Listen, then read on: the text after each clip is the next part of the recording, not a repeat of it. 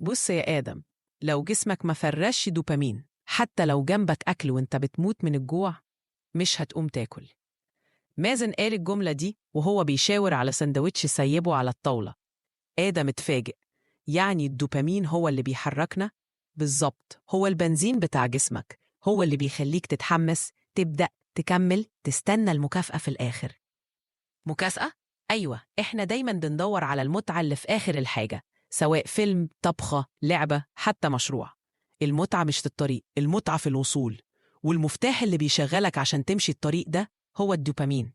آدم بدأ يفكر شوية وقال: يعني أنا كل ما استهلك أكتر دماغي يتبلد أكتر؟ بالظبط، لو كل شوية بتاخد دوبامين من نفس المصدر الجسم يتعود ويبطل يفرزه، ساعتها تحس بالملل والفراغ.